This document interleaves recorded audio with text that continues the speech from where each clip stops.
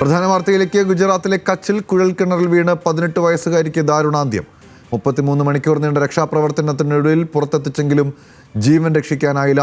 490 അടി താഴ്ചയിലേക്കാണ് പെൺകുട്ടി വീണത്. വിവരങ്ങളുമായി നാഷണൽ ഡെസ്കിൽ നിന്നും മനു അഖില ചേരുന്നുണ്ട്. മനു, എന്താണ് വിശദാംശങ്ങൾ? ഗൗതം, കുഴൽക്കിണറിൽ വീണുള്ള ദുരന്തങ്ങൾ ഉത്തരേന്ത്യയിൽ ഇപ്പോൾ തുടർക്കഥയായി മാറിയിരിക്കുകയാണ്. ഗുജറാത്തിലെ കച്ചിൽ കുഴൽക്കിണറിൽ വീണ 18 വയസ്സുകാരിയെ പുറത്തെത്തിച്ചെങ്കിലും മരണം സംഭവിച്ചെന്ന വാർത്തയാണ് ഇപ്പോൾ പുറത്തു വരുന്നത്. ഗുജറാത്തിലെ കച്ചിൽ പുച്ച് താലൂക്കിലെ കാഞ്ചറായി എന്ന ഗ്രാമത്തിൽ താമസിക്കുന്ന രാജസ്ഥാൻ സ്വദേശിനി ഇന്ദ്രാമീണയാണ് മരിച്ചത്. ഇന്നലെ രാവിലെ 6:30-ക്കാണ് ഇന്ദ്രാമീണ കുഴൽക്കിണറിൽ വീണത്.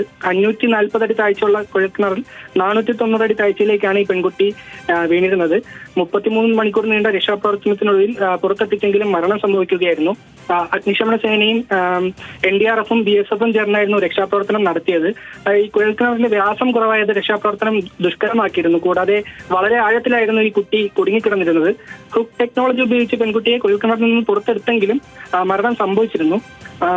ഡോക്ടർമാർ മരണവിവരം സ്ഥിരീകരിച്ചിട്ടുണ്ട്. ഈ കുട്ടി അബദ്ധത്തിൽ വീണതാണോ അതോ ആത്മഹത്യയാണോ എന്നതിനെ കുറിച്ച് പോലീസ് ഇപ്പോൾ അന്വേഷണം ആരംഭിച്ചതായാണ് നമുക്ക് അറിയാൻ സാധിക്കുന്നത്. പെൺകുട്ടി കുഴൽക്കിണറിൽ വീണെന്ന കുടുംബത്തിന്റെ പരാതിയിൽ അധികൃതർക്ക് ആദ്യം മുതലേ സംശയമുണ്ടായിരുന്നു. ഇന്നലെ ഉച്ച കഴിഞ്ഞ് ക്യാമറയുടെ സഹായത്തോടെയാണ് പെൺകുട്ടിയുടെ സാന്നിധ്യം ഈ കിണറിൽ സ്ഥിരീകരിച്ചത്. രാജസ്ഥാനിൽ നിന്നുള്ള കുടിയേറ്റ തൊഴിലാളികളുടെ കുടുംബത്തിൽപ്പെട്ടതാണ് ഈ പെൺകുട്ടി. ഇതുപോലെ തന്നെ നേരത്തെ മഹാരാഷ്ട്രയിലും ഉത്തർപ്രദേശിലും കർണാടകയിലും രാജസ്ഥാനിലും എല്ലാം സമാനമായ രീതിയിൽ കുട്ടികൾ കുഴൽക്കിണറിൽ വീണ അപകടം ഉണ്ടായിരുന്നു.